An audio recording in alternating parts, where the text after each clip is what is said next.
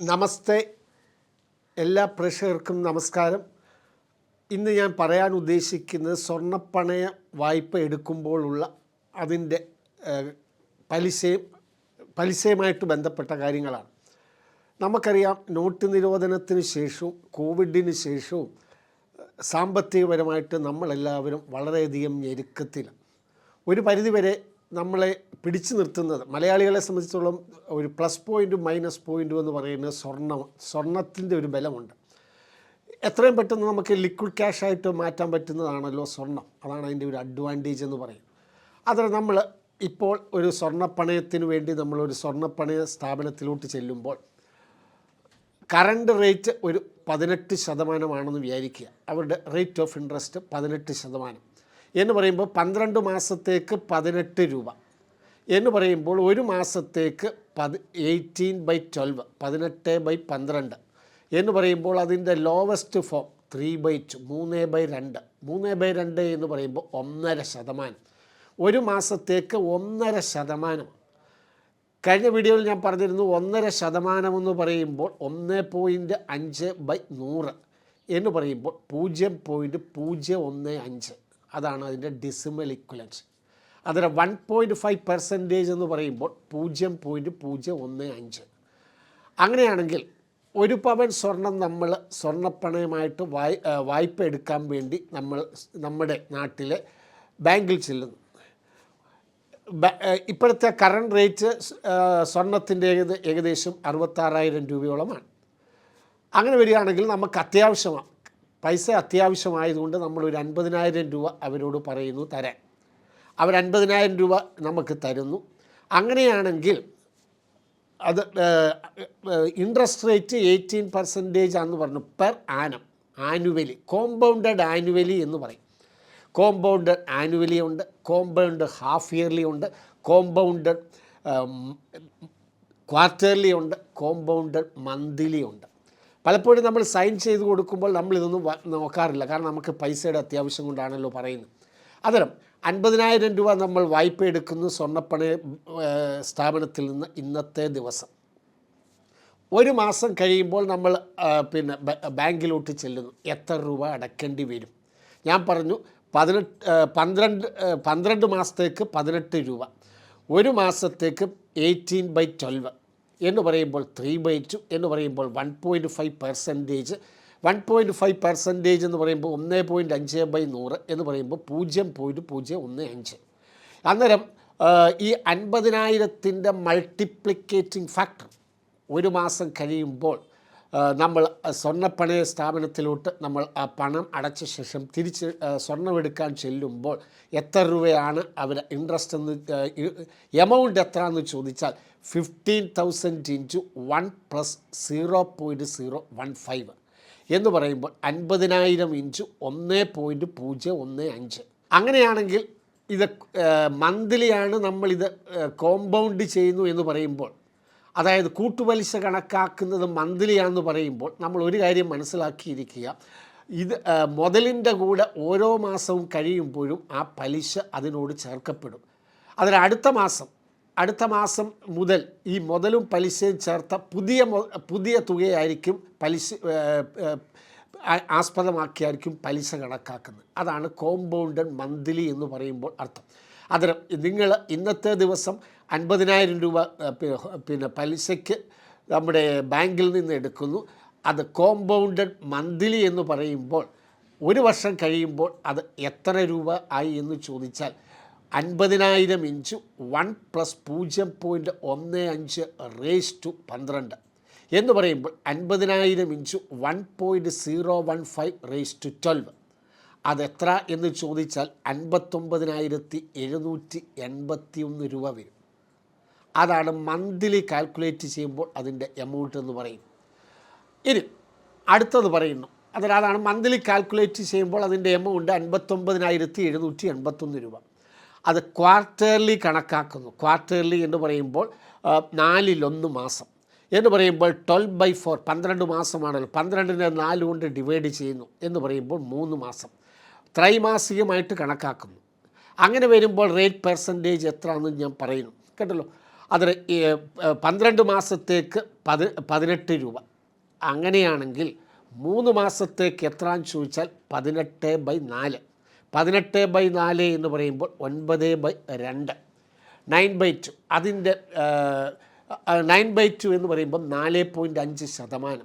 4.5% എന്ന് പറയുമ്പോൾ അതിൻ്റെ ഡെസിമൽ ഇക്വലൻസ് 4.5/100 എന്ന് പറയുമ്പോൾ 0.045. അതാണ് റേറ്റ് ടു പെർസെൻറ്റേജ് എന്ന് പറയും. അങ്ങനെയാണെങ്കിൽ ഒരു വർഷം കഴിയുമ്പോൾ നിങ്ങൾ അതിന് ക്വാർട്ടർലി ആണ് ഇനിയിപ്പോൾ പലിശ കണക്കാക്കുന്നതെങ്കിൽ ഒരു വർഷം കഴിഞ്ഞ് നിങ്ങൾ ആ സ്വർണം എടുക്കാൻ വേണ്ടി ബാങ്കിൽ ചെല്ലുമ്പോൾ എത്ര രൂപയാണ് അടയ്ക്കേണ്ടതെന്ന് ചോദിച്ചാൽ അവിടെ 50,000ൻ്റെ മൾട്ടിപ്ലിക്കേറ്റീവ് ഫാക്ടർ എത്രയാണെന്ന് ചോദിച്ചാൽ 50,000 ഇൻറ്റു 1 + 0.045 റേസ് ടു 4. കാരണം 4 എന്നാണ് ഉത്തരം. കാരണം 4 മാസം 4 തവണ അത് മുതലിൻ്റെ കൂടെ പലിശയുടെ ആഡ് ചെയ്യുന്നുണ്ട്. അതാണ് അതിൻ്റെ ആൻസർ എന്ന് പറയും. അതിൽ ആ കേസിൽ ആൻസർ എന്ന് പറയുന്നത് 50,000 ഇൻറ്റു 1.045 റേസ് ടു 4. അത് എത്ര എന്ന് ചോദിച്ചാൽ അതിൻ്റെ ഉത്തരം എത്ര എന്ന് ചോദിച്ചാൽ 59,626 രൂപ. അതാണ് അതിൻ്റെ ആൻസർ, 59,626 രൂപ. ഇനി ബാങ്കുകാർ പറയുന്നു കോമ്പൗണ്ടഡ് ഹാഫ് ഇയർലി ആണ് എന്ന് പറയുമ്പോൾ, ഹാഫ് ഇയർലി എന്ന് പറയുമ്പോൾ അവിടെ റേറ്റ് പെർസെൻറ്റേജ് എന്ന് പറഞ്ഞാൽ 18/2 എന്ന് പറഞ്ഞാൽ 9%. 9%. 9%ത്തിൻ്റെ ഡെസിമൽ ഇക്വലൻ്റ് 0.09. ഒരു വർഷം കഴിയുമ്പോൾ നിങ്ങൾ ബാങ്കിൽ ചെന്ന് സ്വർണം എടുക്കാൻ ശ്രമിക്കുമ്പോൾ എത്ര രൂപ ബാങ്കിൽ അടയ്ക്കണമെന്ന് ചോദിച്ചാൽ 50,000 ഇൻറ്റു 1 + 0.09 ദ ഹോൾ സ്ക്വയർ എന്ന് പറയുമ്പോൾ 50,000 ഇൻറ്റു 1.09 ദ ഹോൾ സ്ക്വയർ എന്ന് പറയുമ്പോൾ അതിൻ്റെ ഉത്തരം എന്താണെന്ന് ചോദിച്ചാൽ 59,405 രൂപ. അതാണ് കോമ്പൗണ്ടഡ് ഹാഫ് ഇയർലി എന്ന് പറയുമ്പോൾ. ഇനി കോമ്പൗണ്ടഡ് ആനുവലി എന്ന് പറയും. അതായത് നമ്മുടെ നോർമൽ പബ്ലിക് സെക്ടർ ബാങ്കുകളൊക്കെ നോർമലായിട്ട് ആനുവലി കണക്കാക്കുന്നു. 50,000 രൂപ നിങ്ങൾ സ്വർണ്ണപ്പണയത്തിൻ്റെ മുതലും പലിശയും അടച്ച് ആ സ്വർണം ബാങ്കിൽ നിന്ന് എടുക്കാൻ വേണ്ടി അടുത്ത കൊല്ലം ഇതേ ദിവസം സമീപിക്കുമ്പോൾ എത്ര രൂപ അടയ്ക്കണമെന്ന് ചോദിച്ചാൽ അവിടെ ആ റേറ്റ് പെർസെൻറ്റേജ് എന്ന് പറയുന്നത് 18%. 18%ൻ്റെ ഡെസിമൽ ഇക്വലൻ്റ് 0.18 എന്ന് പറയുമ്പോൾ അവിടെ എമൗണ്ട് ഈക്വൽ ടു 50,000 ഇൻറ്റു 1 + 0.18 എന്ന് പറയുമ്പോൾ 50,000 ഇൻറ്റു 1.18 എന്ന് പറയുമ്പോൾ ആ തുക 59,000 രൂപയാണ്. അതിൽ ഇങ്ങനെയാണ് അതിൻ്റെ വ്യത്യാസം വരുന്നത്. അതിൽ ഒന്നുകൂടെ ഞാൻ പറയുന്നു, 50,000 രൂപ നമ്മുടെ പബ്ലിക് സെക്ടർ ബാങ്കിൽ കൊണ്ടുവന്ന് നിങ്ങൾ 1 പവൻ സ്വർണ്ണ ബാങ്കിൽ കൊണ്ട് പണയം വെക്കുന്നു. അവർ 50,000 രൂപ തരുന്നു എന്ന് വിചാരിക്കുക. പക്ഷേ പ്രാക്ടിക്കലി 50,000 രൂപ തരികയില്ല ഇപ്പോഴത്തെ സിറ്റുവേഷൻ. 50,000 രൂപ നിങ്ങൾ എടുക്കുന്നു. ഒരു വർഷം കഴിയുമ്പോൾ നിങ്ങൾ എത്ര രൂപ അടയ്ക്കുന്നു എന്ന് 59,000 രൂപ അടച്ച ശേഷം ആ സ്വർണം തിരിച്ച് എടുക്കുന്നു.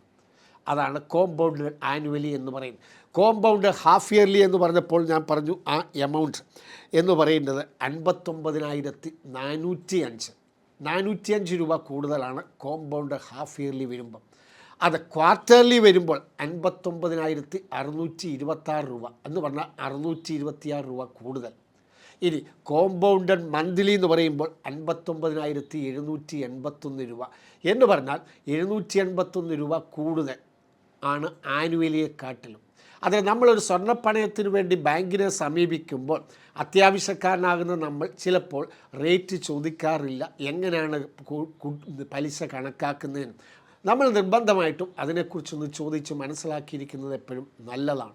ഇതാണ് കോമ്പൗണ്ടഡ് ആനുവലി എന്ന് പറയുമ്പോഴും, കോമ്പൗണ്ടഡ് ഹാഫ് ഇയർലി എന്ന് പറയുമ്പോഴും, കോമ്പൗണ്ടഡ് ക്വാർട്ടർലി എന്ന് പറയുമ്പോഴും, കോമ്പൗണ്ടഡ് മന്ത്ലി എന്ന് പറയുന്നത്. ഇനിയും നമുക്ക് EMIയെക്കുറിച്ച് പരിചയപ്പെടുത്താം. ഇക്വേറ്റഡ് മന്ത്ലി ഇൻസ്റ്റാൾമെൻറ്റ് എന്ന് പറയുമ്പോൾ നമ്മൾ ഹോം ലോൺ എടുക്കുന്നു, കാർ ലോൺ എടുക്കുന്നു, അല്ലെങ്കിൽ പേഴ്സണൽ ലോൺ എടുക്കുന്നു. ഇവയെല്ലാം EMIയെ ബേസ് ചെയ്ത നമ്മൾ മലയാളികൾ ഭൂരിപക്ഷം പേരും EMI എന്ന് പറഞ്ഞ കുരുക്കിൽ പെട്ടിരിക്കുക. അതൊരു കുരുക്കാണോ എന്ന് ചോദിച്ചാൽ നമുക്ക് എന്തെങ്കിലുമൊക്കെ നേടണമെന്നുണ്ടെങ്കിൽ കുറേയൊക്കെ സഫറിങ്സ് എടുത്തേ പറ്റുള്ളൂ. അതിനകത്ത് ഒരു ഇമ്പോർട്ടൻ്റായ ഒരു പ്രായോഗിക വശം ഞാൻ പറയാം. സിമ്പിൾ ഒരു ഉദാഹരണം പറഞ്ഞുകൊണ്ട് പിന്നെ അതിൻ്റെ ഹോം ലോൺ ഉൾപ്പെടെയുള്ള EMI കടക്കാം. ഇപ്പം ഞാനാകുന്ന വ്യക്തി നിങ്ങളെ സമീപിക്കുന്നു, സാറേ എനിക്കൊരു 10,000 രൂപ കടം തരണേ, ഞാൻ 2 മാസം കൊണ്ട് അങ്ങ് തിരിച്ചു തരാം, 12% പലിശ വെച്ച് കണക്കാക്കിക്കൊള്ളൂ എന്ന് പറയുന്നു. അതിൽ 10,000 രൂപയ്ക്ക് വേണ്ടി നിങ്ങളെ ഞാൻ സമീപിക്കുന്നു. നിങ്ങൾ എനിക്ക് റേറ്റ് നിങ്ങൾ പറയുന്നു 12% പലിശ ഞാൻ ഈടാക്കുമെന്ന് പറയുന്നു. 12%, 12 മാസത്തേക്ക് 12 രൂപ എന്ന് പറയുമ്പോൾ ഒരു മാസത്തേക്ക് 12/12 എന്ന് പറയുമ്പോൾ 1% എന്ന് പറയുമ്പോൾ അതിൻ്റെ ഡെസിമൽ ഇക്വലൻ്റ് 0.01. അതിൽ ഇന്നത്തെ ദിവസം നിങ്ങളുടെ ഉമ്മറപ്പടിയിൽ വന്ന് നിന്ന് ഞാൻ 10,000 രൂപ നിങ്ങളുടെ കയ്യിൽ നിന്നും വാങ്ങിച്ചു, 2 മാസം ആയിട്ട് തിരിച്ചു തരാമെന്ന് പറഞ്ഞു. അടുത്ത മാസം ഇതേ ദിവസം ഞാൻ നിങ്ങളുടെ വീട്ടിലെത്തുന്നു. എന്താ സാബു വിശേഷമെന്ന് ചോദിക്കുമ്പോൾ ഞാൻ പറയുന്നു, സാറേ ആ ഇൻസ്റ്റാൾമെൻറ്റ് ഞാനങ്ങ് തിരിച്ചു തരാമെന്ന്, പാർട്ട് ബൈ പാർട്ടായിട്ട് തരാമെന്ന് പറഞ്ഞു. അതിൽ ആ ഇൻസ്റ്റാൾമെൻറ്റ് രൂപ X എന്ന് വിചാരിക്കുക. അങ്ങനെയാണെങ്കിൽ 10,000 രൂപയ്ക്ക് ഒരു മാസത്തെ പലിശ ഉൾപ്പെടെ എത്രയാകുമെന്ന് ചോദിച്ചാൽ 10,000 × 1 + 0.01 എന്ന് പറഞ്ഞാൽ 10,100 രൂപ. അതിൽ മുതലും പലിശയും കൂടെ 10,100 രൂപ എന്ന് പറയുമ്പോൾ 100 രൂപ പലിശയായി കേട്ടല്ലോ. അങ്ങനെ വരുമ്പോൾ അന്നേരം ഞാൻ X രൂപ നിങ്ങളെ ഏൽപ്പിക്കുന്നു. X അതിൽ ഇൻസ്റ്റാൾമെൻ്റ് എന്ന് പറയുന്ന X എന്നെടുത്താൽ ഒരു മാസം കഴിയുമ്പോൾ നിങ്ങളുടെ കയ്യിൽ എത്തുന്ന രൂപ എത്രയാണെന്ന് ചോദിച്ചാൽ 10,100 - X. അതാണ്. അതിനുശേഷം ഞാൻ തിരിച്ചു പോകുന്നു, അടുത്ത മാസം ഇതേ ദിവസം നിങ്ങളെ സമീപിക്കുന്നു. അങ്ങനെയാകുമ്പോൾ നിങ്ങൾക്ക് എത്ര രൂപയായിരുന്നു ബാക്കിയെന്ന് പറഞ്ഞാൽ 10,100 - X ആണല്ലോ. അങ്ങനെയാണെങ്കിൽ എത്ര രൂപ ഞാൻ തിരിച്ചു തരണമെന്ന് ചോദിച്ചാൽ 10,100 - X ഇൻറ്റു അതിൻ്റെ മൾട്ടിപ്ലിക്കേറ്റീവ് ഫാക്ടർ 1.01 - X എന്ന് പറയുമ്പോൾ നമ്മൾ തമ്മിലുള്ള ഇടപാട് തീർന്നു. കാരണം 2 മാസം കഴിയുമ്പോൾ ഞാൻ തിരിച്ചു തരാമെന്നാണല്ലോ പറഞ്ഞത്. അത് നമ്മൾ മാത്തമാറ്റിക്കലി കാൽക്കുലേറ്റ് ചെയ്താൽ എത്ര വരുമെന്ന് ചോദിച്ചാൽ 5,075 രൂപ. X എന്ന് പറയുന്നത് 5,075 എന്ന് വരും. അങ്ങനെയാണ് ഈ EMI കാൽക്കുലേറ്റ് ചെയ്യുന്നത്. അതിൻ്റെ പ്രായോഗിക വശത്തിൽ അങ്ങനെ ചിന്തിക്കുക, എങ്കിൽ മാത്രമേ അത് മനസ്സിലാകൂ.